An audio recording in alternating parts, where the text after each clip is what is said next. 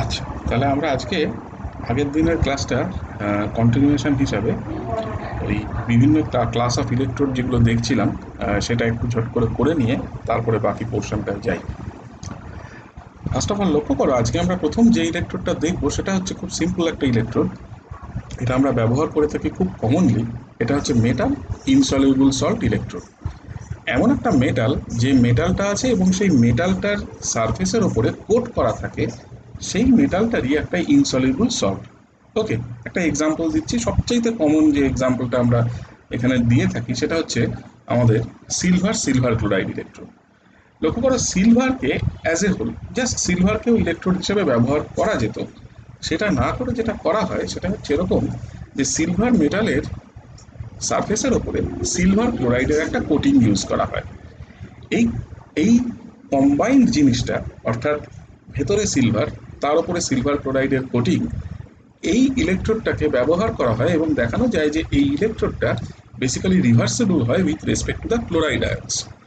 এরকম ধরনের ইলেকট্রোডগুলো যেখানে কোনো একটা মেটাল আছে এবং সেই মেটালটার এমন একটা সল্টের কোটিং দেওয়া আছে সারফেসের উপর যে সল্টটা স্পেয়ারিংলি সলিউবল বা ইনসলিউবল। কোথায় না, ইন অ্যাকুয়াস মিডিয়াম। এইরকম ধরনের ইলেকট্রোডগুলোকে আমরা in general metal insoluble salt electrode বলে বলে থাকি। এই ডেসক্রিপশনটা যেটা আমি তোমাদেরকে মুখে বললাম এবং তার সাথে আরও কিছু এক্সাম্পল আমি এখানটাতে লিখে দিয়েছি। যেটা আমাদের জন্য জরুরি বা গুরুত্বপূর্ণ সেটা হচ্ছে এরকম, যে এই ধরনের মেটাল ইনসলিউবল সল্ট ইলেকট্রোডগুলোর ক্ষেত্রে আমাদের যেটা ইলেকট্রোড পোটেনশিয়াল, সেই নার্নস্ট ইকুয়েশন ব্যবহার করে ইলেকট্রোড পোটেনশিয়ালের এক্সপ্রেশনটা আমরা কিভাবে লিখব। আমরা যদি সিম্পল একটা মেটাল ইলেকট্রোডের কথা ভাবতাম, ফর এক্সাম্পল আমি যদি সাধারণ একটা সিলভার ইলেকট্রোডের কথা ভাবতাম, তাহলে সেই সিলভার ইলেকট্রোডটা থাকলে কি হতো? সেই সিলভার ইলেকট্রোডটা থাকলে যেটা হতো, আমি যদি অক্সিডেশন রিয়াকশনের মাধ্যমে ব্যাপারটাকে এক্সপ্রেস করি, তাহলে যেটা হতো সেটা হচ্ছে যে সিলভার সলিড স্টেট থেকে করসপন্ডিং সিলভার আয়ন হতো। এখন এই জায়গাটাতে যেটা ঘটনা সেটা হচ্ছে যে এরকম, যে আমার এই সিলভার ইলেকট্রোডটার সাথে একটা জিনিস অ্যাডিশনাল দেওয়া আছে। সেটা কি না, এই সিলভারের একটা এমন ইনসলিউবল সল্ট যেটা তোমার কোট করা আছে এই সিলভার ইলেকট্রোডটার ওপরে। সেটা কি না, সিলভার ক্লোরাইড। তাহলে এসেনশিয়ালি আমি যদি সিলভার ক্লোরাইডের সিচুয়েশনটাকে দেখি, তাহলে সিলভার ক্লোরাইড যেটা হবে সেটা হচ্ছে সিলভার ক্লোরাইড একটা স্পেয়ারিংলি সলিউবল সল্ট।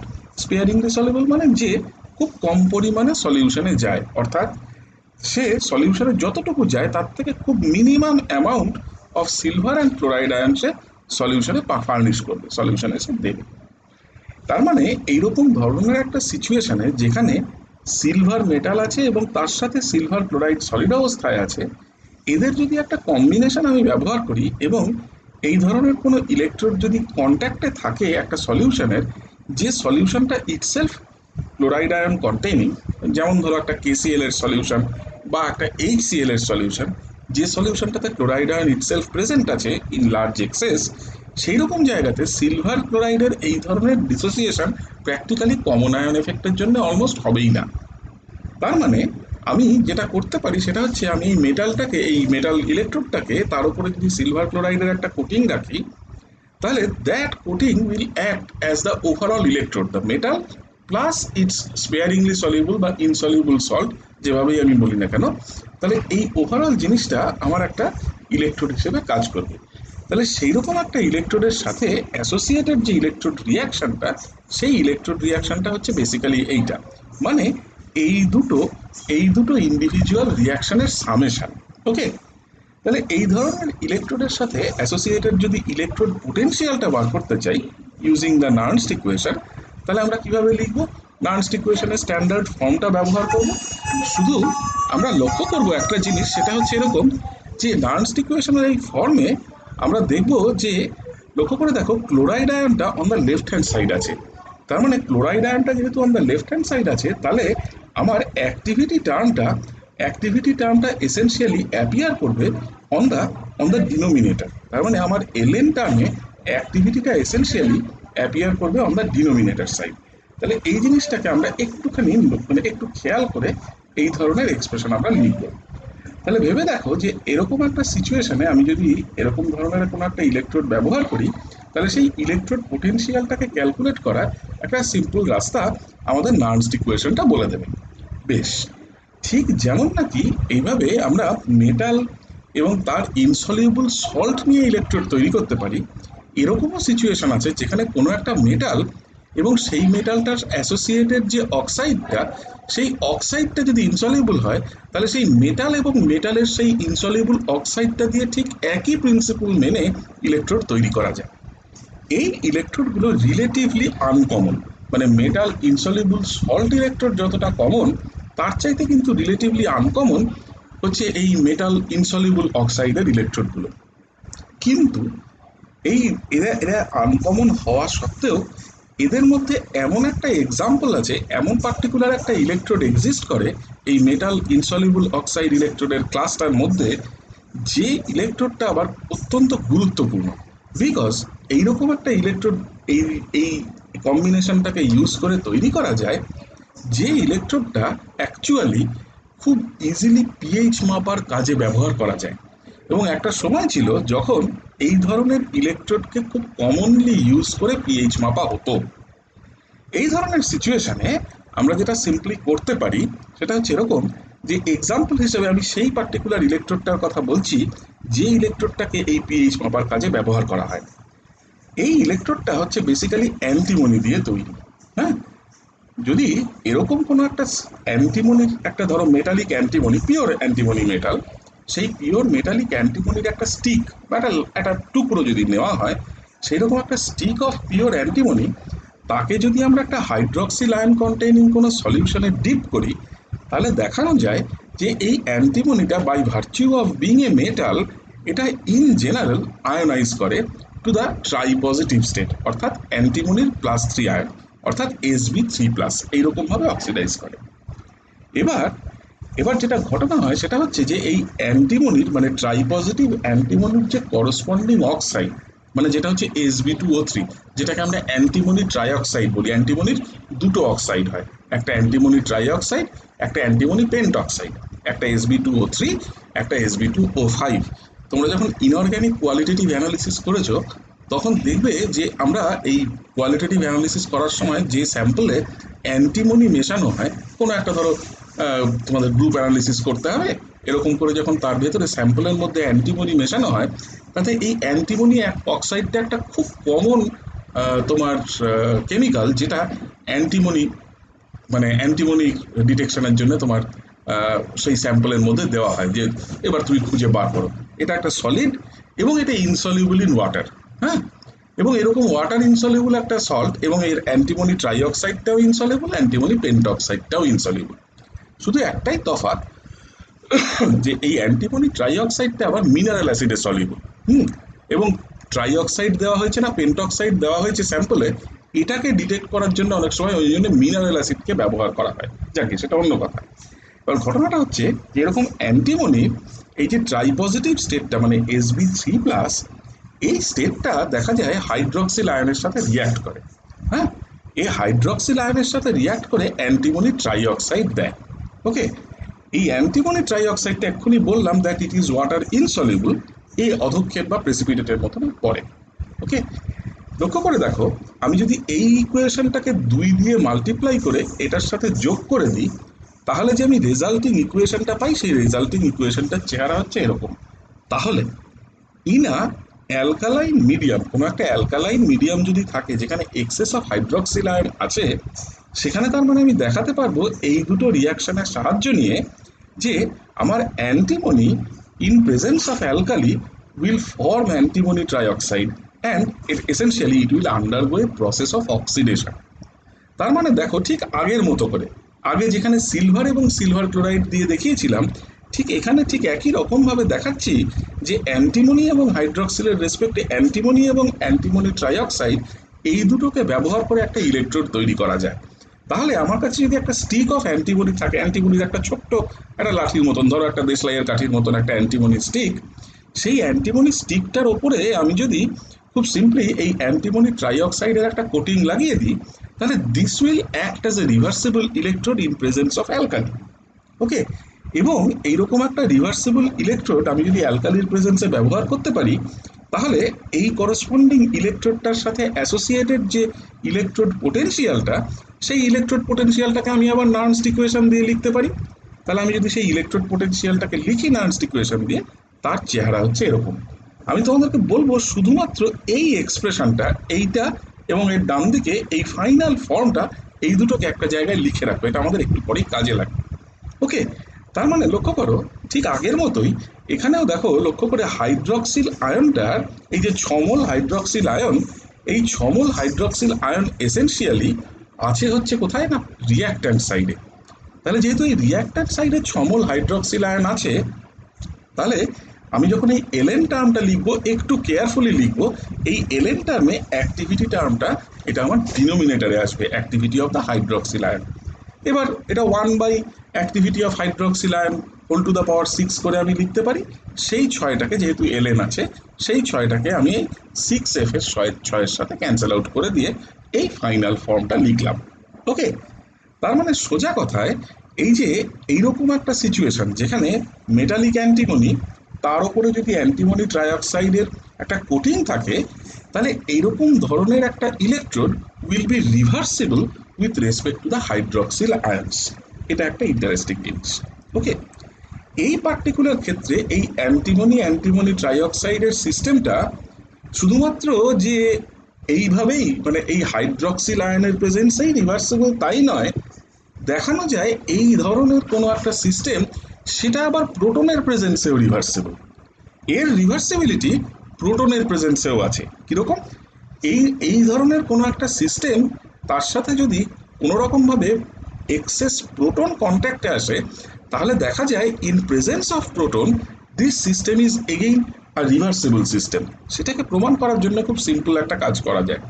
ধরো আমি এরকম যে কোনো একটা সিস্টেমের ক্ষেত্রে, ধরা যাক যে কোনো এরকম ধরনের একটা সিস্টেমের ক্ষেত্রে আমি যেটা করলাম সেটা হচ্ছে যে আমি এরকম একটা সিস্টেমের ক্ষেত্রে যেটা করছি যে জলের ডিসোসিয়েশনটাকে কনসিডার করছি। তাহলে মনে করো এক খাতাটা নাও, খাতাটা নিয়ে সিম্পলি যদি জলের ডিসোসিয়েশনটা লেখো। ধরো 1 মোল ওয়াটার সে যদি ডিসোসিয়েট করে, তাহলে কি দেবে? 1 মোল ওয়াটার সিম্পলি ডিসোসিয়েট করলে আমাকে যেটা দেবে সেটা হচ্ছে যে 1 মোল প্রোটন এবং 1 মোল হাইড্রক্সিল আয়ন। তাহলে 1 মোল প্রোটন এবং 1 মোল হাইড্রক্সিল আয়ন যদি আমার জলের ডিসোসিয়েশন থেকে আমি পাই, তাহলে 6 মোল জল ডিসোসিয়েট করলে 6 মোল প্রোটন এবং 6 মোল হাইড্রক্সিল আয়ন দেবে। তাহলে from the dissociation of water আমি যদি খুব সিম্পলভাবে এইরকম একটা এক্সপ্রেশন লিখি, যেখানে 6 মোল জল ডিসোসিয়েট করে 6 মোল প্রোটন এবং 6 মোল হাইড্রক্সিল আয়ন দিচ্ছে, একটু আগে পাওয়া ওই ইকুয়েশনটার সাথে যদি আমি এই ইকুয়েশনটাকে কম্বাইন করি, তাহলে লক্ষ্য করে দেখো এই 6 মোল হাইড্রক্সিল আয়ন এই 6 মোল হাইড্রক্সিল আয়নকে ক্যান্সেল আউট করছে, সো দ্যাট আমি ইলেকট্রোড রিয়াকশনটাকে ইচ্ছে করলে এইরকমভাবেও রিপ্রেজেন্ট করতে পারি, যেখানে আমি দেখাতে পারি that in an aqueous medium pure antimony metal and its corresponding oxide coated on it is reversible with respect to proton also. তাহলে প্রোটনের রেসপেক্টেও এ রিভার্সেবল। তাহলে এইরকম একটা রিভার্সেবল ইলেকট্রোড রিয়াকশন কাজে লাগিয়ে আমি যদি আবার নার্নস্ট ইকুয়েশনটাকে রিরাইট করি, তাহলে আমি নার্নস্ট ইকুয়েশনটাকে যদি এই রিয়াকশনের রেসপেক্টে রিরাইট করি, তাহলে আমি এই এপসাইলন অ্যান্টিমনির আরেকটা এক্সপ্রেশন পাবো। শুধু ওখানে তফাৎ হবে, যেটা স্ট্যান্ডার্ড ইলেকট্রোড পোটেনশিয়াল আগে যেটাকে এপসাইলন 0 দিয়ে রিপ্রেজেন্ট করেছিলাম, এখন আমি সেটাকে এপসাইলন 0 দিয়ে রিপ্রেজেন্ট করতে পারবো না। কেন পারবো না? বিকজ আগের ক্ষেত্রে ওই রিয়াকশনটা ছিল হচ্ছে এইটার রেসপেক্টে আমি স্ট্যান্ডার্ড রিডাকশন পোটেনশিয়ালটার কথা বলেছিলাম, যখন মিডিয়ামটা কিন্তু অ্যালকালাইন ছিল। এর ক্ষেত্রে যখন আমি স্ট্যান্ডার্ড রিডাকশন পোটেনশিয়ালটার কথা বলছি এই দ্বিতীয় রিয়াকশনটার ক্ষেত্রে, তখন লক্ষ্য করে দেখো মিডিয়ামটা কিন্তু অ্যাসিডিক ইন নেচার। তার মানে এর ক্ষেত্রে এই স্ট্যান্ডার্ড রিডাকশন পোটেনশিয়ালের ভ্যালুটা পাল্টে যাবে। তাহলে যে রিলেশনশিপটা তোমাদেরকে খাতায় লিখে রাখতে বললাম, সেই রিলেশনশিপে লেখা এপসাইলন 0 এসবি আর এইখানে লেখা এপসাইলন 0 প্রাইম এসবি, এই দুটোর মধ্যে কিন্তু একটা তফাৎ আছে। তফাৎটা এই যে এই রিলেশনশিপটাতে যেখানে আমি এই এপসাইলন প্রাইমটা ব্যবহার করছি, এই রিলেশনশিপটাতে এপসাইলন প্রাইমটা এসেনশিয়ালি এইরকম ধরনের একটা অ্যাসিডিক কন্ডিশনে আসা করসপন্ডিং আমার standard electrode potential for this system. এখন দেখো, তাহলে এই দুটো রিলেশনশিপকে যদি আমি একসাথে কাজে লাগাই, তোমরা যে রিলেশনটা লিখে রেখেছ সেই রিলেশনশিপ থেকে যদি এটাকে বিয়োগ করো, তাহলে দেখো লেফট হ্যান্ড সাইডে একটা 0 আসবে, কারণ লেফট হ্যান্ড সাইডে দুটোই হচ্ছে তোমার electrode potential associated with the antimony trioxide electrode. তাহলে এইবার ডান দিকে যেটা আসবে সেটা হচ্ছে E0 মানে epsilon zero SB minus epsilon zero prime SB, এবং তার সাথে একটা এরকম minus R T by F L N H plus star, তার সামনে একটা প্লাস হয়ে যাবে কারণ এটা বিয়োগ করছি কার থেকে, আগে তোমাদের লিখে রাখা ওই এক্সপ্রেশনটা থেকে। তাহলে এসেনশিয়ালি দেখো এইরকম দুটো রিলেশনশিপ যদি আমি পাই, তার মধ্যে থেকে আমি একটা জিনিস খুব সিম্পলি দেখতে পাবো, সেটা হচ্ছে এপসাইলন জিরো এসবি আর এপসাইলন জিরো প্রাইম এসবি, এই দুটোর মধ্যে ডিফারেন্স কত। লক্ষ্য করে দেখো দেখো ওই দুটোর মধ্যে ডিফারেন্স আসবে হচ্ছে আর টি বাই এফ যদি কমন নাও, তুমি যদি আগের ইকুয়েশনটা থেকে এই দ্বিতীয় ইকুয়েশনটাকে বিয়োগ করো, তাহলে আর টি বাই এফ যদি কমন নাও, তাহলে আর টি বাই এফ কমন নেওয়ার পরে যে জিনিসটা পড়ে থাকবে সেটা হচ্ছে এই কে ডাব্লিউ, যেখানে K W is nothing but the product of activity of the proton times the activity of the hydroxyl ion, মানে সোজা কথায় আয়নিক প্রোডাক্ট অফ ওয়াটার। তার মানে এইরকম ধরনের একটা ইলেকট্রোড, এইরকম ধরনের কোনো একটা ইলেকট্রোড তাকে যদি আমি ব্যবহার করি, হ্যাঁ তাকে যদি আমি ইউজ করি অ্যাসিডিক মিডিয়ামে, তাহলে দেখো অ্যাক্টিভিটি অফ প্রোটন আমি মাপতে পারছি। একে যদি আমি ব্যবহার করি ইন অ্যালকালাইন মিডিয়াম, তাহলে আমি হাইড্রক্সিল আয়নের অ্যাক্টিভিটি মাপতে পারছি, এবং এদের দুজনের যদি আমি কোনো কম্বিনেশন ইউজ করি, তাহলে এসেনশিয়ালি আমি আয়নিক প্রোডাক্ট অফ ওয়াটার মাপতে পারছি। তার মানে এইরকম ধরনের যে কোনো একটা ইলেকট্রোডের ক্ষেত্রে, এরকম যে কোনো একটা এরকম ধরনের সিস্টেমের ক্ষেত্রে আমাদের সুবিধা হচ্ছে যে এইরকম ধরনের সিস্টেমগুলো আমাদেরকে সাহায্য করবে এই ধরনের কোয়ান্টিটিগুলো মাপার।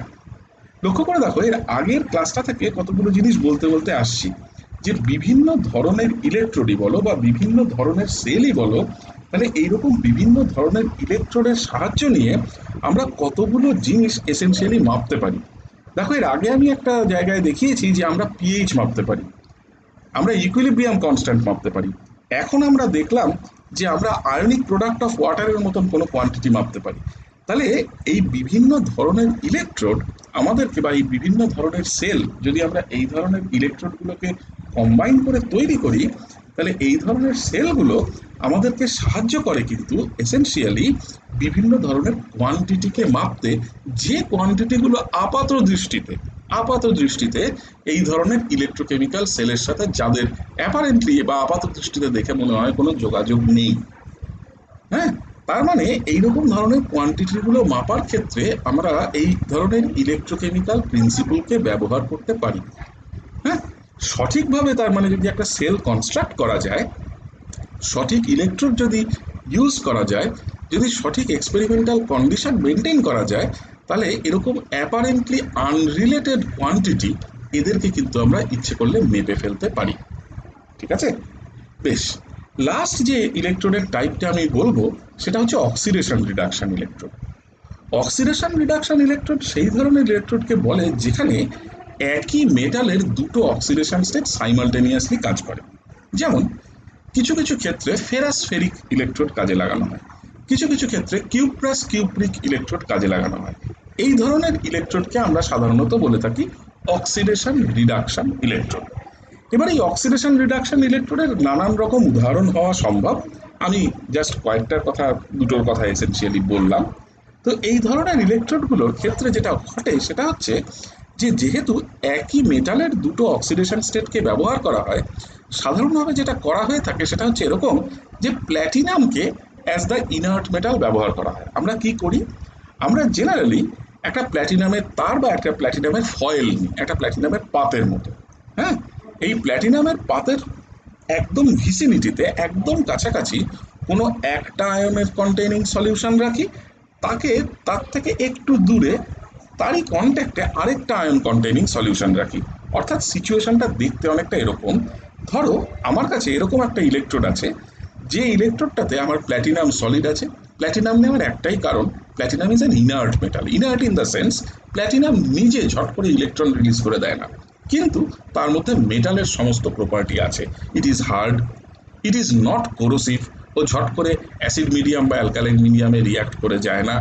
এইরকম কতগুলো প্রপার্টির জন্য, প্ল্যাটিনামের এই ইনার্টনেসের এই প্রপার্টিটার জন্য আমরা প্ল্যাটিনামকে অনেক জায়গাতেই একটা সাপোর্ট হিসেবে ব্যবহার করে থাকি। এইরকম ধরনের রেডক্স ইলেকট্রোডগুলো তৈরি করবার সময়ও এই প্ল্যাটিনামটাকে একটা সাপোর্ট হিসেবে নেওয়া হয়।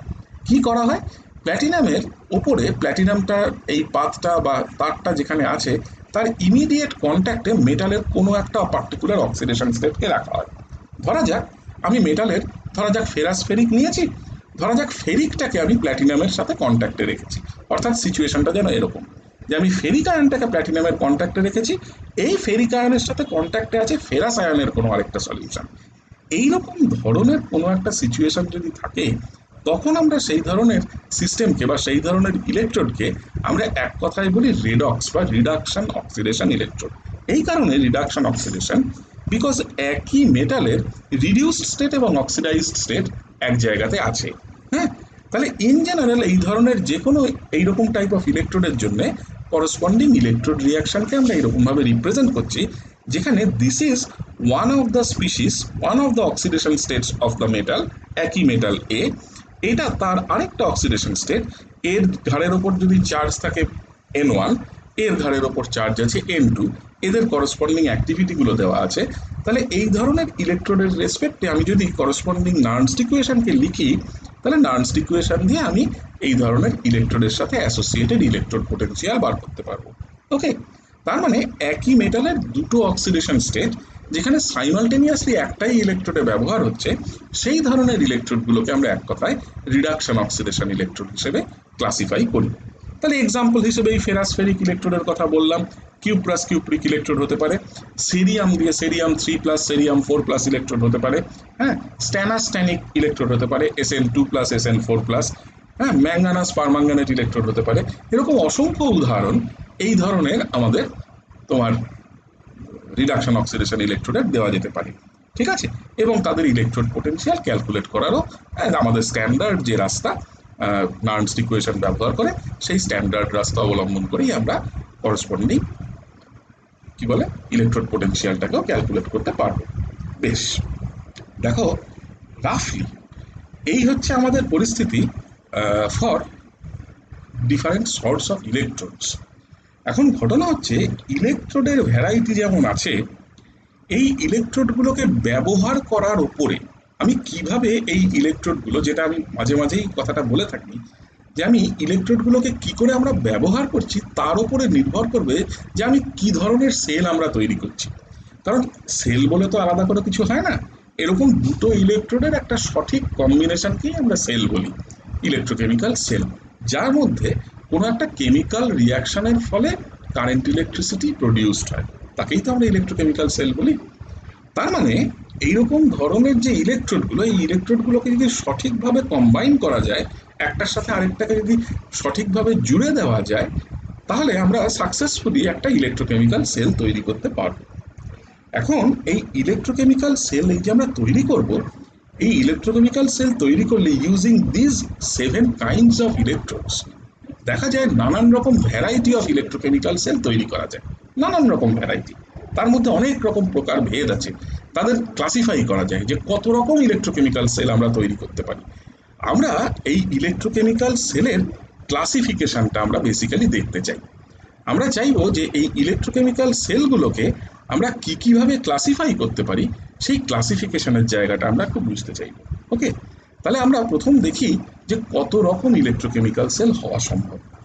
দেখো ব্রডলি একদম মানে খুব একদম ওপর থেকে যদি খুব ব্রডলি যদি ক্লাসিফাই করি, হ্যাঁ, একদম যদি ভেতরে না ঢুকে ক্লাসিফিকেশনটা করি, তাহলে ইলেকট্রোকেমিক্যাল সেলকে দুটো ক্লাসে ক্লাসিফাই করা যায়। এক ধরনের ইলেকট্রোকেমিক্যাল সেলকে বলা হয় কেমিক্যাল সেলস, আরেক ধরনের ইলেকট্রোকেমিক্যাল সেলকে বলা হয় কনসেন্ট্রেশন সেলস। তাহলে এই যে দুটো ক্যাটাগরি, একটাকে আমরা কি বললাম, একটাকে বললাম কেমিক্যাল সেল, আরেকটাকে বললাম কনসেন্ট্রেশন সেল। এই দুটো ক্যাটাগরি হচ্ছে সবচেয়ে ব্রড ক্যাটাগরি, এর আবার সাব ডিভিশন আছে, বলবো সব। এই যে কেমিক্যাল সেল, তার মানে কি? কেমিক্যাল সেল হচ্ছে এমন এক ধরনের ইলেকট্রোকেমিক্যাল সেল যার ইএমএফ এর কারণটা হচ্ছে কোনো একটা কেমিক্যাল রিয়াকশন, সোজা কথায়। কনসেন্ট্রেশন হচ্ছে সেই রকম ক্লাস অফ ইলেকট্রোকেমিক্যাল সেল যার কারণ এমন এক ধরনের ফ্রি এনার্জি চেঞ্জ, যে ফ্রি এনার্জি চেঞ্জটা আসছে due to concentration difference, chemical reaction বলে আলাদা করে কিছু হচ্ছে না, শুধু কনসেন্ট্রেশন গ্রেডিয়েন্ট থাকার জন্য সেলের একাংশ থেকে আরেকাংশে কি হচ্ছে, আমার মেটেরিয়াল ট্রান্সফার হচ্ছে শুধু কনসেন্ট্রেশনটাকে সেম করার জন্য। সেই ধরনের সেলগুলোকে আমরা বলে থাকি কনসেন্ট্রেশন সেল। তাহলে ইলেকট্রোকেমিক্যাল সেলের এই দুটো হচ্ছে ব্রড ক্যাটাগরি। এবার এই যে যেই মুহূর্তে তুমি ইলেকট্রোকেমিক্যাল সেলকে কেমিক্যাল সেল এবং কনসেন্ট্রেশন সেলে ভেঙে দিলাম, যেই মুহূর্তে আমরা এইরকমভাবে ক্লাসিফাই করে ফেললাম, আরও অগণিত এরকম সাব ক্যাটাগরি তৈরি হয়ে গেল। এই সাব ক্যাটাগরিগুলো আমাদেরকে আলাদা আলাদা করে দেখতে হয়। আমাদের আলাদা আলাদা করে এই সমস্ত রকমের ইলেকট্রোকেমিক্যাল সেল তাদেরকে আলাদা আলাদা করে বুঝতে হয়, পড়তে হয়। প্রথমত, বেশ কিছু ইলেকট্রোকেমিক্যাল সেল এমন আছে, যেমন আমি তোমাদের যখন গ্যালভানিক সেল পড়াচ্ছিলাম তখন উদাহরণ হিসেবে কি দিয়েছিলাম একটু মনে করে দেখো। দেখো একটা উদাহরণ দিয়েছিলাম, একদিকে জিঙ্ক+2 আছে, আরেকটা তোমার বিকারের মধ্যে তোমার ক্যাডমিয়াম বা কপার+2 আছে। হ্যাঁ, মানে জিঙ্ক একটা ইলেকট্রোড, একটা জিঙ্কের রড ডিপ করা আছে একটা জিঙ্ক ক্লোরাইড সলিউশনে, ডান দিকে আরেকটা বিকারে একটা কপারের পাত ডিপ করা আছে একটা কপার সালফেট সলিউশনে। দুটো বিকারকে একটার সাথে আরেকটাকে জুড়ে দিয়েছিলাম ইউজিং এ সল্ট ব্রিজ। কেন সল্ট ব্রিজ দিয়ে জুড়েছিলাম সেটার একটা রাফ আইডিয়া দিয়েছিলাম, এখন আমি আস্তে আস্তে পুরো আইডিয়াটা দেব। ওকে, তাহলে এই যে একটা সিস্টেম, এই যে একটা সেল, দেখো এটা একটা এমন সেল ছিল যেখানে দুটো যে ইলেকট্রোলাইট, এক পাশে জিঙ্ক ক্লোরাইড, আরেক পাশে কপার সালফেট, এরা কিন্তু একে অপরের সাথে ডিরেক্ট কন্ট্যাক্টে ছিল না। মানে কোনো রকম ভাবে এরা একে অপরের ডিরেক্ট কন্ট্যাক্টে ছিল না। এদের কন্ট্যাক্টের একমাত্র উপায় ছিল হচ্ছে এই সল্ট ব্রিজটা। ওই যে একটা বাঁকানো একটা উল্টানো ইউ এর মতন একটা টিউব, সেই টিউবটাই হচ্ছে তাদের মাঝখানে কন্ট্যাক্টের জায়গা। এইটা এক ধরনের সিচুয়েশন। আরেক ধরনের সিচুয়েশন এরকম হতে পারে যেখানে দুটো ইলেকট্রোলাইট আছে পাশাপাশি, and both this electrolytes are in contact with one another. তাদেরকে পৃথক করে রাখা হয়েছে শুধু তাদের ডেনসিটির ডিফারেন্স দিয়ে। তারা একে অপরের কন্ট্যাক্টে আছে, এই ইলেকট্রোলাইটের সাথে এই ইলেকট্রোলাইটের কিছুটা হলেও মিশছে। মিশছে মানে তারা যে জায়গাটাতে যে যে প্লেনটা তাদের কন্ট্যাক্ট প্লেন, সেই কন্ট্যাক্ট প্লেনের এদিকে ওদিকে এপার ওপার হচ্ছে এই ইলেকট্রোলাইটের কিছু আয়ন, ওই ইলেকট্রোলাইটেরও কিছু আয়ন। তার মানে যে রিজিয়ানটা, যে প্লেনটার ওপর দিয়ে তারা কন্ট্যাক্টে আছে, সেই প্লেনটা একটা এমন প্লেনের মতন কাজ করছে যে প্লেনটার মধ্যে দিয়ে, যে প্লেনটাকে ক্রস করে দুটো ইলেকট্রোলাইটের আয়ন এপাশ ওপাশে আদান প্রদান, চালাচালি, হোয়াট এভার ইউ কল, সেটা ঘটছে। এই ধরনের ইলেকট্রোলাইটে, এই ধরনের সিচুয়েশনে কি হচ্ছে, তাহলে দুটো ইলেকট্রোলাইটের মধ্যে যেহেতু জাস্ট মাস ট্রান্সপোর্ট হচ্ছে, তাহলে এদের মধ্যে একটা ট্রান্সপোর্ট, এদের মধ্যে এক ধরনের ট্রান্সপোর্ট চলছে, এরকম ট্রান্সপোর্ট প্রসেস এদের মধ্যে ঘটছে। কিন্তু এই দুটো ইলেকট্রোলাইটকে যদি আমি দুটো আলাদা আলাদা বিকারে রাখতাম, যেমন নাকি আমি গ্যালভানিক সেলের ক্ষেত্রে উদাহরণটা দিলাম, তাহলে এদের মধ্যে এই ধরনের কোনো ট্রান্সপোর্টের ঘটনা ঘটতো না কিন্তু। তার মানে এই ধরনের সেল, যখনই কোনো ইলেকট্রোকেমিক্যাল সেল আমরা তৈরি করব, সেটা কেমিক্যাল সেলই হোক আর কনসেন্ট্রেশন সেলই হোক, তাহলে আমরা ইচ্ছে করলে এমনভাবে তৈরি করতে পারি যেখানে ইলেকট্রোলাইটগুলোকে আমরা আলাদা আলাদা জায়গায় রেখেছি এবং তাদেরকে একে অপরের সাথে কন্ট্যাক্ট করতে দিয়েছি শুধুমাত্র একটা সল্ট ব্রিজ দিয়ে, যেমন গ্যালভানিক সেলে ঘটে। অথবা আমরা এরকমভাবেও একটা ইলেকট্রোকেমিক্যাল সেল তৈরি করতে পারি যেখানে ইলেকট্রোলাইটগুলোকে আমরা একে অপরের কন্ট্যাক্টে, ডিরেক্টলি কন্ট্যাক্টে থাকতে দিয়েছি। তাহলে এই যে দু ধরনের সিচুয়েশন, প্রথম ধরনের সিচুয়েশন যেখানে আমরা এদেরকে ডিরেক্টলি কন্ট্যাক্টে থাকতে দিইনি, তাহলে সেই রকম জায়গাতে কোনো লিকুইডের, দুটো লিকুইডের মধ্যে কোনো জাংশন তৈরি হয়নি। দ্বিতীয় জায়গা যেখানে আমরা দুটো ইলেকট্রোলাইটকে একে অপরের কন্ট্যাক্টে থাকতে দিয়েছিলাম, সেখানে দুটো লিকুইডের মধ্যে একটা জাংশন তৈরি হয়েছে কিন্তু। তার মানে এই ধরনের সেলগুলোকে, সেটা কেমিক্যাল সেলই হোক অথবা কনসেন্ট্রেশন সেলই হোক, তাদেরকে কিন্তু আমরা cell with liquid junction or without liquid junction এইভাবেও ক্লাসিফাই করতে পারি। যেখানে লিকুইড জাংশন থাকবে সেখানে ট্রান্সপোর্ট বা ট্রান্সফারেন্স থাকবে, যেখানে লিকুইড জাংশন থাকবে না সেখানে ট্রান্সপোর্ট বা ট্রান্সফারেন্সও থাকবে না। তার মানে ইন জেনারেল দেখো কতগুলো ক্লাস তৈরি হলো। এক, আমি যদি প্রথম মাথার উপরে ইলেকট্রোকেমিক্যাল সেল লিখি, তাকে দুভাগে প্রথমে ভাগ করলাম, chemical cell, concentration cell. Chemical সেলকে আবার উইথ ট্রান্সপোর্ট, উইদাউট ট্রান্সপোর্ট এইভাবে ভাগ করলাম। কনসেন্ট্রেশন সেলকেও আবার উইথ ট্রান্সপোর্ট, উইদাউট ট্রান্সপোর্ট এইভাবে ভাগ করলাম। ইন জেনারেল আমরা যদি এই ক্লাসিফিকেশনটাকে এক কথায় একটা ছবির মাধ্যমে দেখি, তাহলে ক্লাসিফিকেশনটার চেহারাটা এরকম। ইলেকট্রোকেমিক্যাল সেল এই মাথার ওপরে, তার দুই ভাগ, chemical cell, concentration cell. Chemical সেলের একটা ভাগ হচ্ছে উইদাউট ট্রান্সপোর্ট বা উইদাউট ট্রান্সফারেন্স, মানে যেখানে একটা সলিউশন আরেকটা সলিউশনের ডিরেক্ট কন্ট্যাক্টে নেই। আরেকটা সিচুয়েশন যেখানে তারা ডিরেক্ট কন্ট্যাক্টে আছে, মানে তাদের মধ্যে আয়নের ট্রান্সপোর্ট এক পাশ থেকে আরেক পাশে হচ্ছে। আমি সব ছবি দিয়ে দিয়ে দেখাবো, চিন্তা করো না, ঠিক আছে। দ্বিতীয় ভাগে এসো, কনসেন্ট্রেশন সেল। কনসেন্ট্রেশন সেলের দেখো কি বলেছিলাম, কনসেন্ট্রেশন সেল কারা? তারা এমন ক্লাস অফ ইলেকট্রোকেমিক্যাল সেল যাদের ইএমএফটা হচ্ছে শুধুমাত্র কনসেন্ট্রেশন ডিফারেন্সের জন্য। কোথায় কনসেন্ট্রেশন ডিফারেন্স? কেউ বলতে পারে আমি যে ইলেকট্রোলাইট নিয়েছি সেই ইলেকট্রোলাইটগুলোর কনসেন্ট্রেশনে তফাৎ। কেউ বলতে পারে আমি যে ইলেকট্রোড নিয়েছি সেই ইলেকট্রোডের কনসেন্ট্রেশনে তফাৎ। তাহলে কনসেন্ট্রেশন সেল আগেই আবার দুভাগে ভেঙে গেল। ইলেকট্রোড কনসেন্ট্রেশন সেলও হতে পারে, ইলেকট্রোলাইট কনসেন্ট্রেশন সেলও হতে পারে। ইলেকট্রোড কনসেন্ট্রেশন সেলও উইদাউট ট্রান্সপোর্ট বা উইদাউট ট্রান্সফারেন্স হতে পারে, উইথ ট্রান্সপোর্ট বা উইথ ট্রান্সফারেন্স হতে পারে। ইলেকট্রোলাইট কনসেন্ট্রেশন সেলও উইদাউট ট্রান্সফারেন্স বা উইথ ট্রান্সফারেন্স দুভাগে ভাগ হতে পারে। তার মানে দেখো ইলেকট্রোকেমিক্যাল সেল এসেনশিয়ালি তার মানে এক, দুই, তিন, চার, পাঁচ, ছয়, ছ ধরনের হতে পারে। এই যে ছ ধরনের ইলেকট্রোকেমিক্যাল সেল, তার মধ্যে দেখো যতগুলো জায়গায় উইথ ট্রান্সফারেন্স কথাটা এসছে, মানে যেখানে এই লিকুইডগুলো একে অপরের কন্ট্যাক্টে আছে, সেই রকম সিচুয়েশনগুলোকে আমি ইচ্ছে করে লাল দিয়ে মার্ক করে রেখেছি। এগুলো আমরা এই মুহূর্তেই দেখবো না, দুটো ক্লাস পরে দেখবো। আগে আমরা শুধুমাত্র যেখানে এই সলিউশনগুলো ডিরেক্ট কন্ট্যাক্টে নেই একে অপরের, সেই সিচুয়েশনগুলোকে একটু বুঝে নিই। ওকে, সেই সিচুয়েশনগুলোকে আগে একটু দেখে নিই। তাহলে কেন আমরা এই উইথ ট্রান্সপোর্টের জায়গাটা দেখছি না? এই কারণে দেখছি না, লক্ষ্য করো যদি দুটো সলিউশন পাশাপাশি একে অপরের কন্ট্যাক্টে থাকে, সিচুয়েশনটা অনেকটা এরকম। মনে করো একটাই বিকারের মধ্যে আমি একটা খুব ডেন্স, খুব গাঢ় একটা সল্ট সলিউশন নিয়েছি, তার সাথে জল নিয়েছি। আমি যদি খুব সাবধানে এই জল এবং এই সল্ট সলিউশনকে একই বিকারের মধ্যে রাখার চেষ্টা করি, খানিকক্ষণ অবধি যদি মেকানিক্যাল ডিস্টারবেন্স না থাকে, এই ডেনসিটির ডিফারেন্সের জন্য জল এবং এই সল্ট সলিউশন সেপারেট অবস্থায় থাকবে, কিন্তু এটা খানিকক্ষণ থাকবে।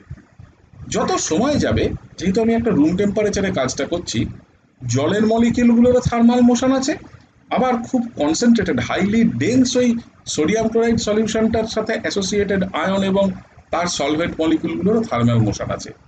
এই থার্মাল মোশনের জন্য একটা সলিউশন আরেকটা সলিউশন, মানে একটা লিকুইড আরেকটা লিকুইডের মধ্যে ডিফিউজ করবেই। তাহলে থার্মাল মোশনের জন্য ডিফিউশন ঘটবেই। হ্যাঁ, এই যে ডিফিউশন প্রসেসটা, যে ডিফিউশন প্রসেসের জন্য একটা আরেকটার মধ্যে মিশে যাবে, তাহলে এই ডিফিউশন প্রসেসটা আসলে কি? লক্ষ্য করে দেখো এই ডিফিউশন প্রসেসটা কি করবে, জলকে সোডিয়াম ক্লোরাইড সলিউশনের দিকে নিয়ে যাবে, সোডিয়াম ক্লোরাইড সলিউশন থেকে আয়নগুলো এবং ওর সলভেন্ট মলিকিউলগুলো জলের দিকে আসবে। তার মানে একটা মাসের একটা এক্সচেঞ্জ হবে। তার মানে ইনিশিয়ালি এদের মধ্যে যদি একটা মনে মনে একটা বাউন্ডারিও কল্পনা করে নেওয়া যায়, যে বাউন্ডারিটাকে আমরা junction in between two liquids বলছি, তাহলে এই junction in between two liquids এর মধ্যে একটা পোটেনশিয়াল ডিফারেন্স থাকবে, তাই না? কারণ এক পাশে আয়ন বেশি, এক পাশে আয়ন কম। পিওর জল যেখানে সেখানে আয়ন কম, যেখানে সোডিয়াম ক্লোরাইড সলিউশন সেখানে আয়ন বেশি। তাহলে এই লিকুইড জাংশনটার এক ক্রসে, মানে লিকুইড জাংশনটার দুই প্রান্তে একটা পোটেনশিয়াল ডিফারেন্স থাকবে। এই পোটেনশিয়াল ডিফারেন্সটাকে আমরা বলে থাকি এক কথায় as the liquid junction potential.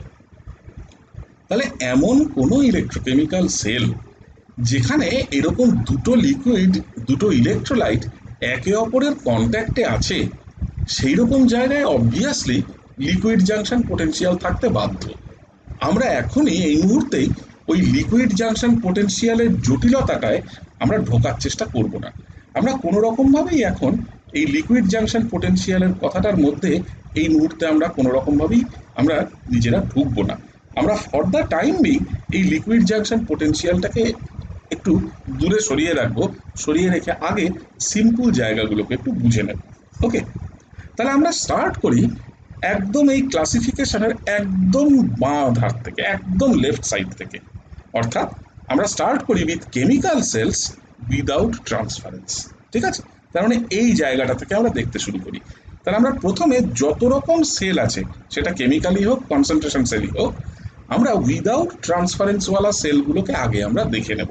ঠিক আছে, তাহলে উইদাউট ট্রান্সফারেন্সওয়ালা সেলগুলোকে যদি আমরা আগে দেখে নিই, তাহলে আমাদের সুবিধা হবে যে আমরা পরবর্তীতে লিকুইড জাংশন পোটেনশিয়ালের আইডিয়াটা আমরা সেইভাবে আমরা করতে পারবো।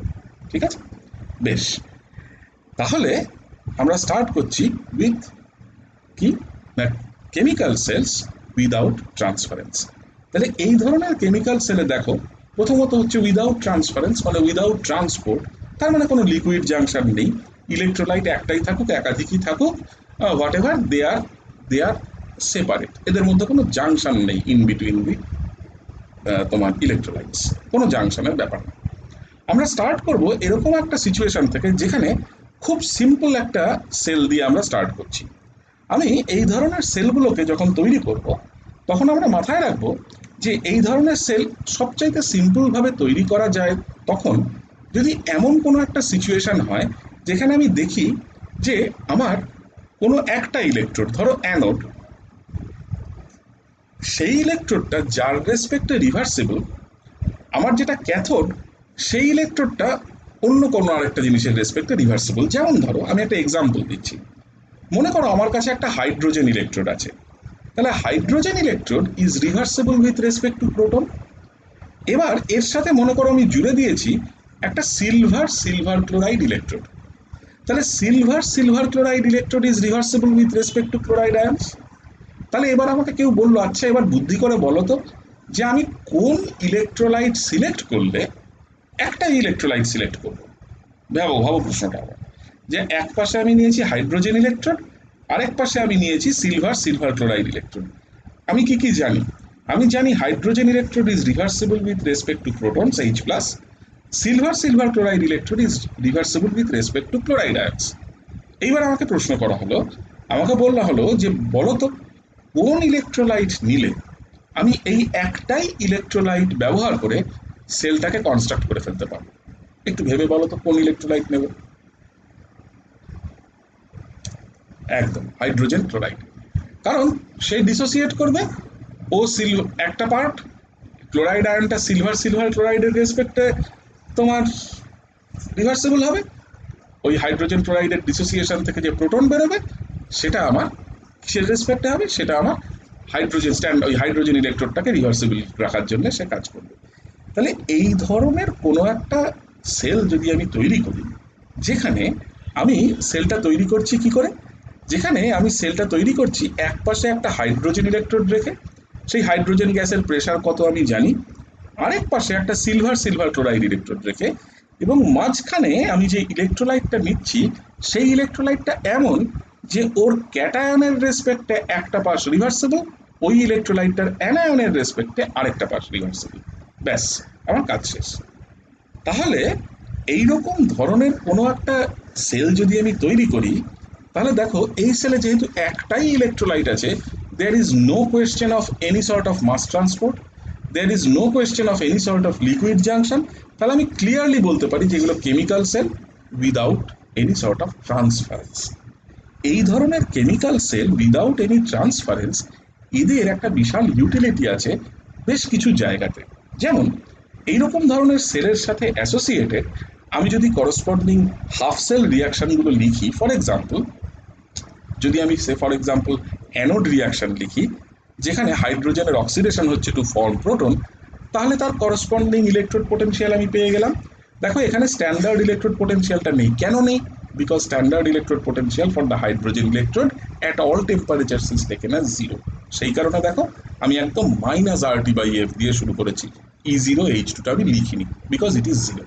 ঠিক আছে, ঠিক একই রকমভাবে আমি যদি রিডাকশনের দিকটা দেখি, তাহলে সিলভার সিলভার ক্লোরাইড ইলেকট্রন, তাহলে আমার silver chloride will take up this electron and form chloride ion.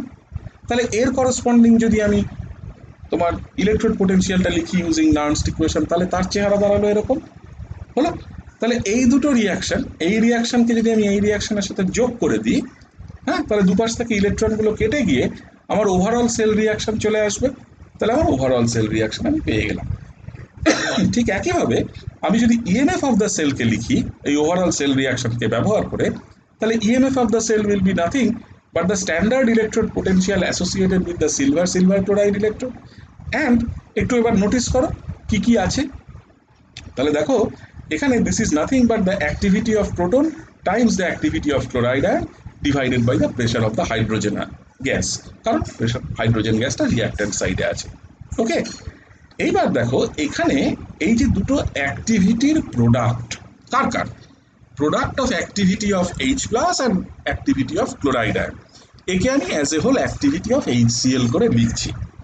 এই যে অ্যাক্টিভিটি অফ HCl করে লেখা, এই অ্যাক্টিভিটি অফ HCl করে লেখার সাথে কতগুলো জিনিস জড়িত আছে যেটা আমি একটু 2 মিনিট বাদেই বলছি।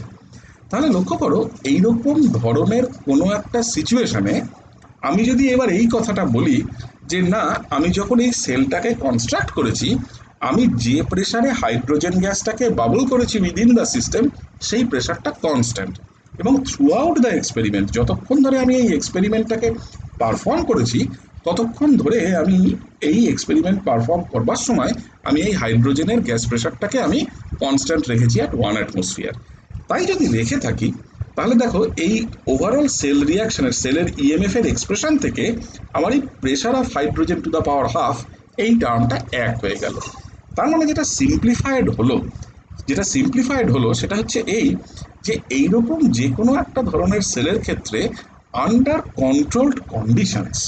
কন্ট্রোলড কন্ডিশন আমি যদি সেলের ইএমএফটাকে সঠিকভাবে মাপতে পারি, সঠিকভাবে যদি আমি সেই সেলের ইএমএফ মাপতে পারি, তাহলে such cells can be use to determine the activity associated with the electrolyte.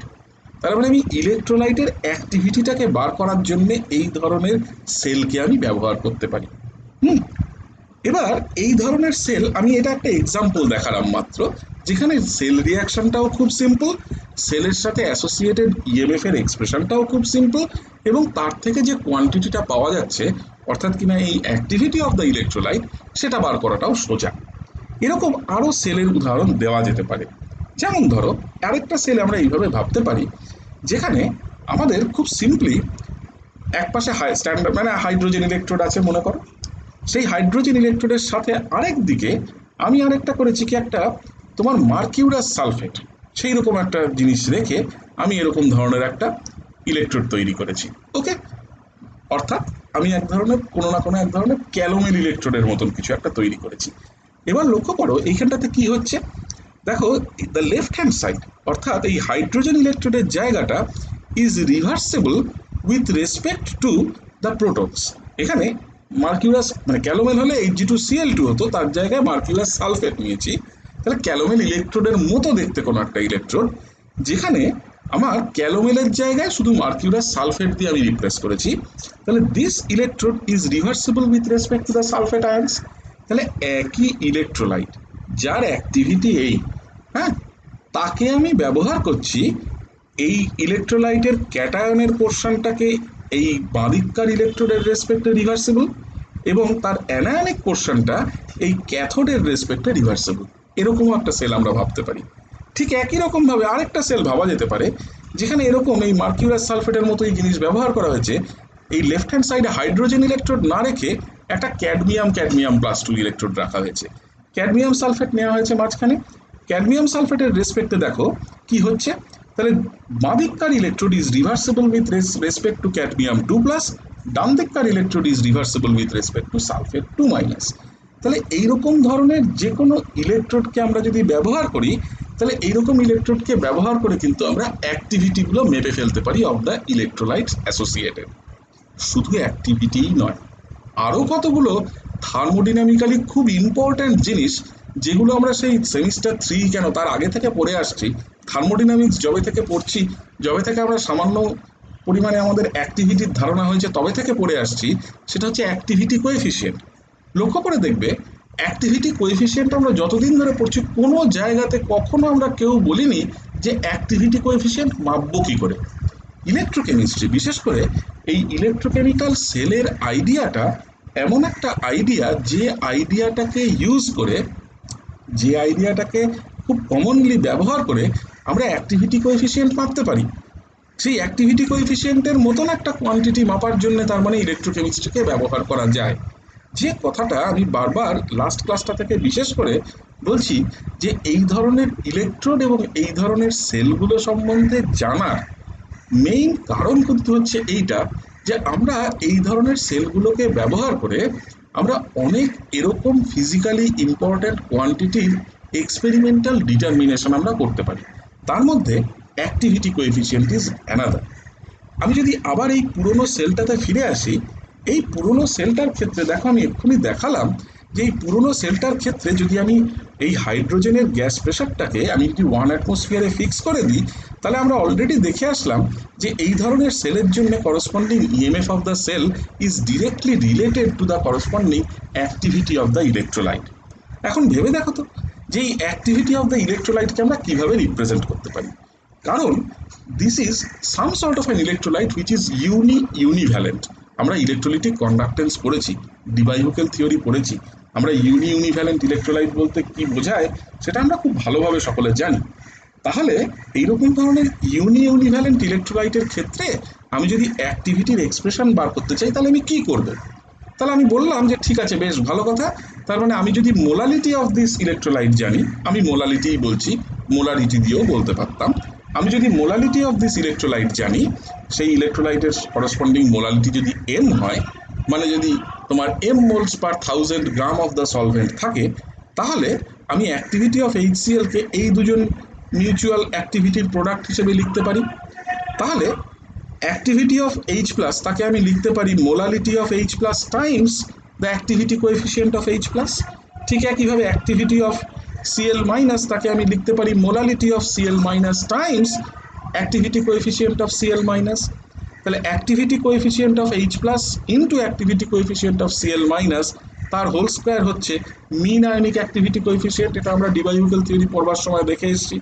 এবং আমি যদি মোলালিটিগুলোকে ডিরেক্টলি মোলালিটি হিসেবে ইউজ না করে স্ট্যান্ডার্ড মোলালিটি মানে 1 মোলাল এই দিয়ে ভাগ করে নিই, তাহলে এটা একটা ডাইমেনশনলেস মোলালিটি। তাহলে আমি ইচ্ছে করলে এদেরকে গামা স্কোয়ার এম স্কোয়ার করে লিখতে পারি, যেখানে এই M0 is nothing but the standard molality of unity. মানে M0 লেখাও যা, না লেখাও তাই। শুধু মাথায় রাখবে যে এটা M0 আছে নিচে, 1 মোলাল কথাটা আছে, যে কারণে এই এন্টায়ার ফার্স্ট ব্র্যাকেটের মধ্যে থাকা কোয়ান্টিটিটা আসলে ডাইমেনশনলেস। অনেক সময় অঙ্ক করার সময় এটাতে ভুল করে আমরা একটা করে ইউনিট বসিয়ে ফেলি।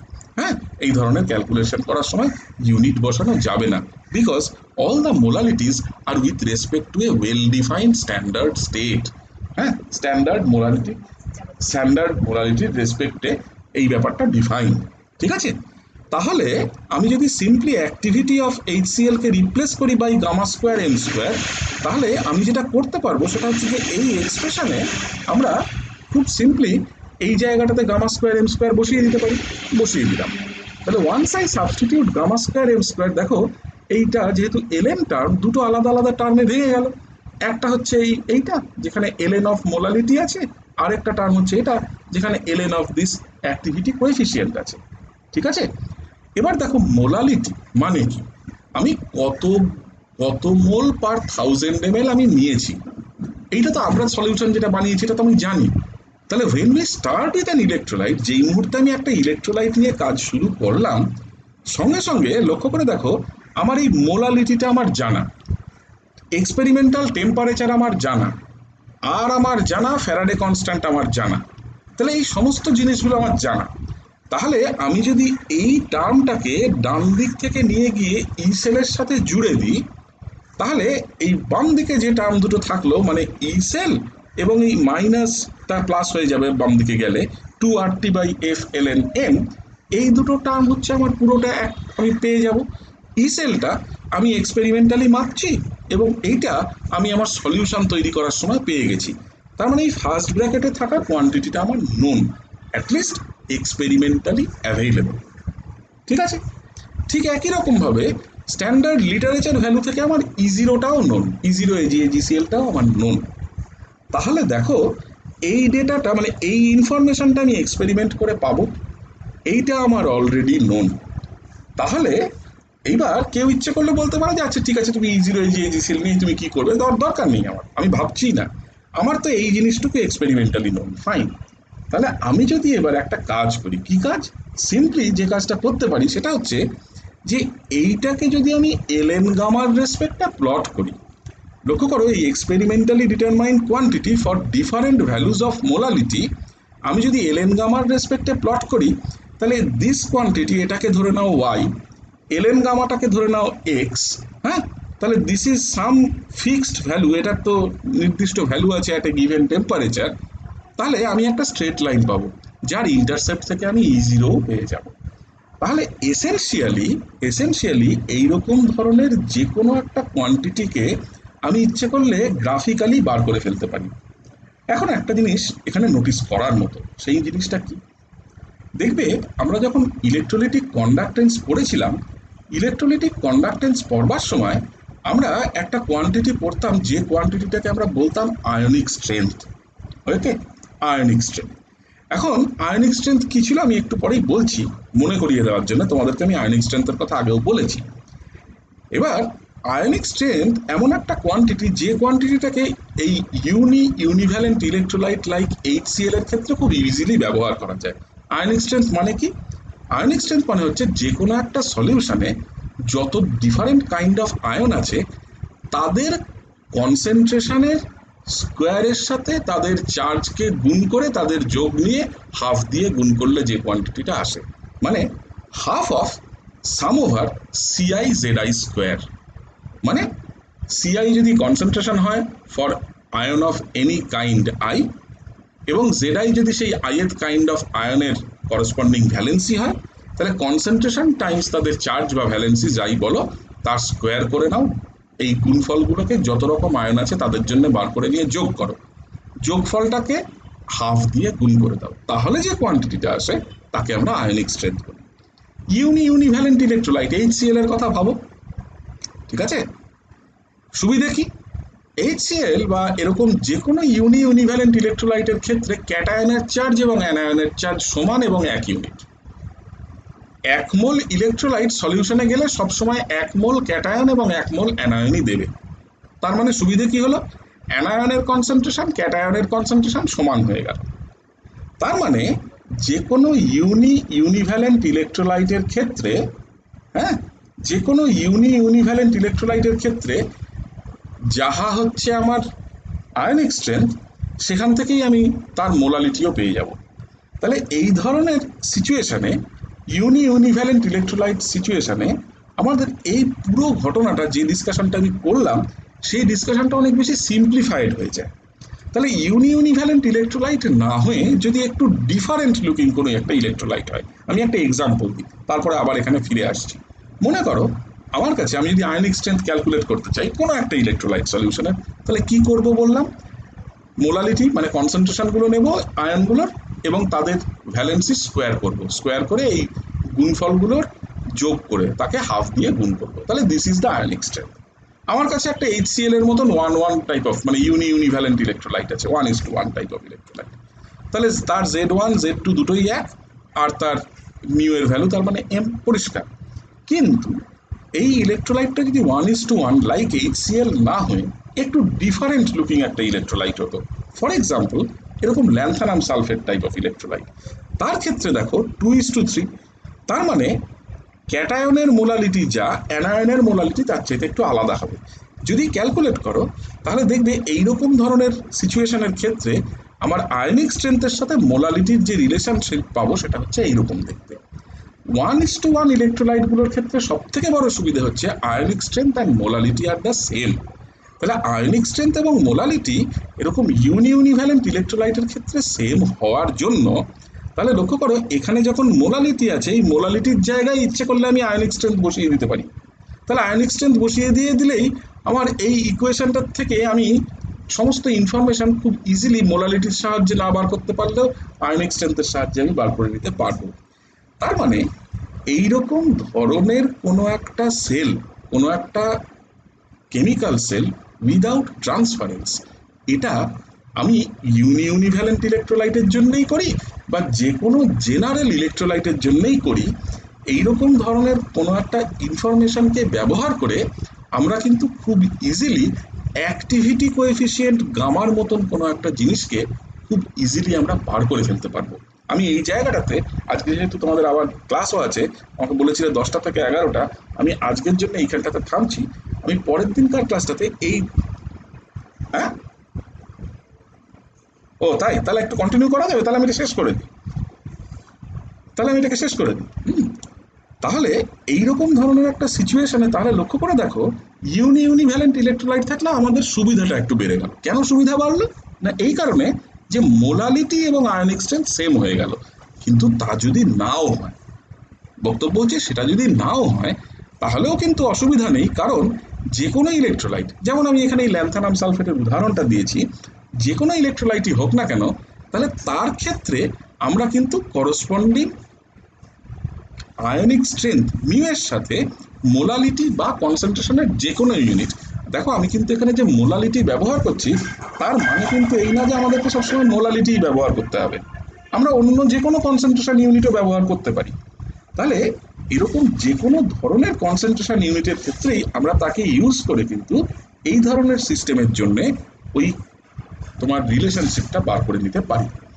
তাহলে এই ধরনের কেমিক্যাল সেল, যে কেমিক্যাল সেলগুলোর ক্ষেত্রে কোনো ট্রান্সপোর্ট মানে কোনো মাস ট্রান্সফার হচ্ছে না, যেখানে একটাই ইলেকট্রোলাইট আছে, সেই ইলেকট্রোলাইটের সাথে অ্যাসোসিয়েটেড অ্যাক্টিভিটি কোএফিসিয়েন্টকে এক্সপেরিমেন্টালি বার করার এই ধরনের সেলগুলো তাহলে একটা রাস্তা। যে কারণে দেখবে অনেক প্র্যাকটিক্যাল বইতে, মানে বিশেষ করে যখন তোমরা এমএসসিতে যাবে তখন তো এই এক্সপেরিমেন্টগুলো বেসিক্যালি করতেই হয়, যেখানে ওই experimental determination of mean ionic activity coefficient, এটা একটা ফিজিক্যাল কেমিস্ট্রির খুব পপুলার ইলেকট্রোকেমিস্ট্রির একটা এক্সপেরিমেন্টের মধ্যে পড়ে। আমরা সেই পদ্ধতিটা দেখলাম। তার মানে দেখো, আমরা আলাদা আলাদা করে মেথডগুলো না দেখে আমরা যেটা করার চেষ্টা করছি সেটা হচ্ছে বিভিন্ন ধরনের সেল এবং বিভিন্ন ধরনের ইলেকট্রোডের মাধ্যমে তারা কি কি কাজ করতে পারে সেই জিনিসগুলোকে দেখার চেষ্টা করছি।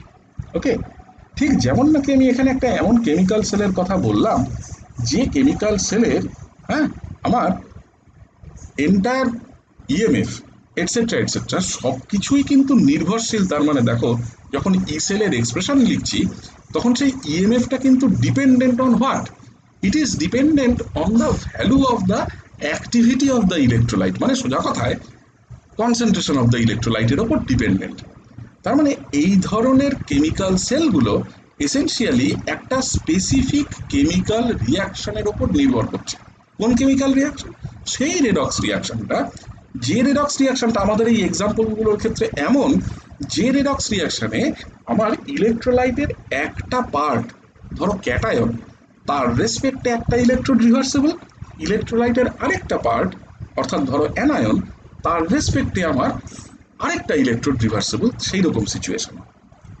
এইরকম জায়গায় দাঁড়িয়ে আমরা আরেক ধরনের সেলের কথাও ভাবতে পারি, যেটা এক ধরনের কনসেন্ট্রেশন সেল, হ্যাঁ, যেখানে ইলেকট্রোলাইটের ওপর নির্ভরশীল নয়, যেখানে ইলেকট্রোডটার কনসেন্ট্রেশনের ওপর অনেক কিছু নির্ভর করছে। আমি একটা উদাহরণ দিই, ব্যাপারটা ক্লিয়ার হয়ে যাবে। মনে করো আমি একটা সেল তৈরি করেছি এইরকম দেখতে, ভালো করে তাকাও সেলটার দিকে। দেখো, এখানে আমি কোনো একটা ইলেকট্রোলাইট নিয়েছি, ধরে নাও HCl, যার অ্যাক্টিভিটি মনে করো বা কনসেন্ট্রেশন মনে করো আমার জানা আছে। আমি করেছি কি, দুপাশেই যে ইলেকট্রোড লাগিয়েছি, দেখো ইলেকট্রোডগুলো কিন্তু একই, দুটোই হাইড্রোজেন ইলেকট্রোড, কিন্তু বাম দিককার হাইড্রোজেন ইলেকট্রোডের যা গ্যাস প্রেশার, ডান দিককার হাইড্রোজেন ইলেকট্রোডের গ্যাস প্রেশার আলাদা। ঠিক আছে, তোমাদেরকে একটা কাজ দিচ্ছি, এই পার্টিকুলার সেলটার ক্ষেত্রে সিম্পলি ইএমএফ অফ দ্য সেলের এক্সপ্রেশনটা লিখো।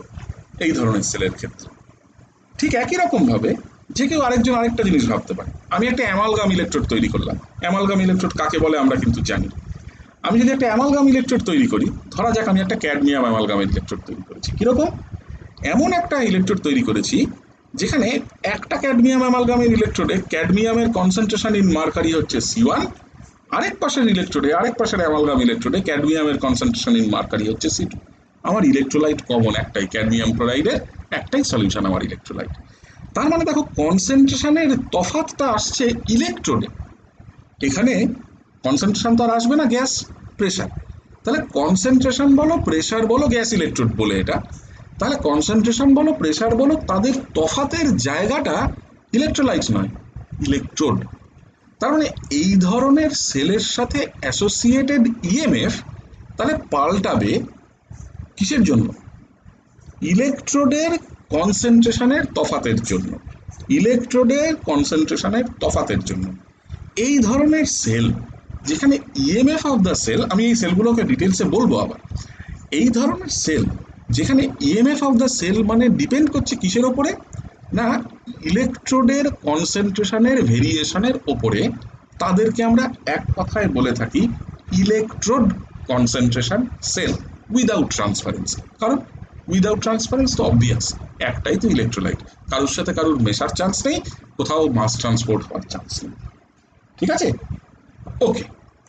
এইটার সাথে আরেকটা জিনিসকে একটু তুলনা করো। মনে করো আমি এরকম দেখতে একটা সেল বানিয়েছি, দেখো কিরকম, দুপাশেই হাইড্রোজেন ইলেকট্রোড নিয়েছি, দুপাশেরই হাইড্রোজেনের গ্যাস প্রেশার হচ্ছে 1 অ্যাটমসফিয়ার, তাহলে ইলেকট্রোডের কনসেন্ট্রেশনে কোনো তফাৎ নেই।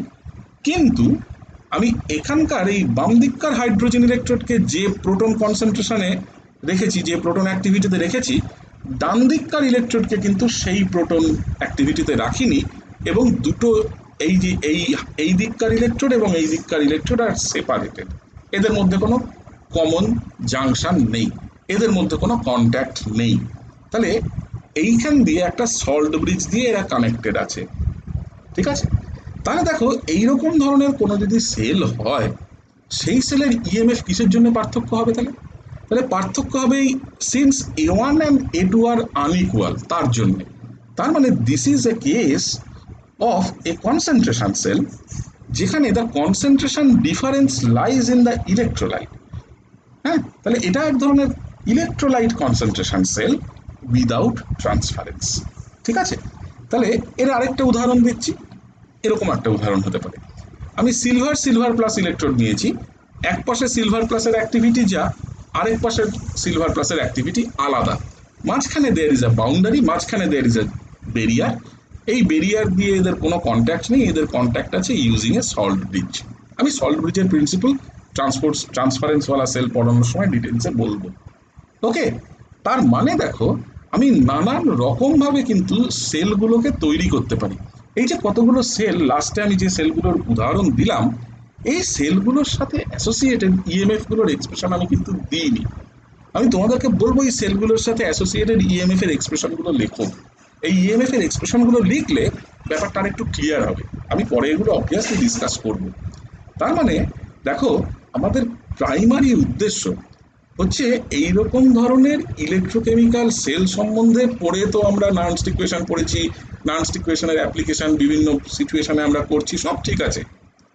আমাদের প্রাইমারি উদ্দেশ্য কিন্তু এই ধরনের ইলেকট্রোকেমিক্যাল সেল থেকে কতগুলো ফিজিক্যালি ইম্পর্ট্যান্ট কোয়ান্টিটির মেজারমেন্ট, এক্সপেরিমেন্টাল মেজারমেন্ট।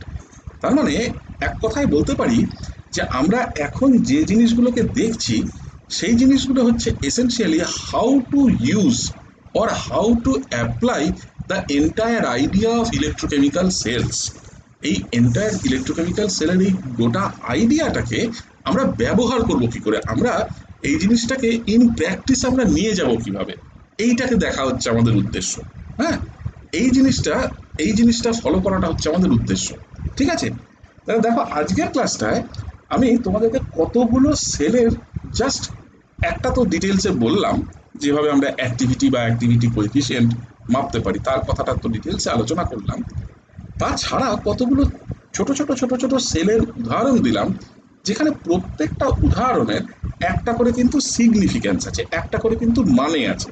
এবং লক্ষ্য করে দেখো আমি সিলেক্টিভলি সেই রকম সেলগুলোর ক্ষেত্রেই উদাহরণস্বরূপ আমি আজকের ক্লাসে নিয়ে এসেছি যে সেলগুলোর ক্ষেত্রে কোনো লিকুইড জাংশন নেই, যে সেলগুলোর ক্ষেত্রে এরকম কোনো সিচুয়েশন, এরকম কোনো জায়গা তৈরি হয়নি যেখানে দুটো ইলেকট্রোলাইট একটা ইলেকট্রোলাইট আরেকটা ইলেকট্রোলাইটের সংস্পর্শে এসছে এবং মাস ট্রান্সফার ঘটছে, মানে লিকুইড জাংশন তৈরি হয়েছে, এরকম কোনো সিচুয়েশন কিন্তু এখানে নেই, এখানে তৈরি হয়নি।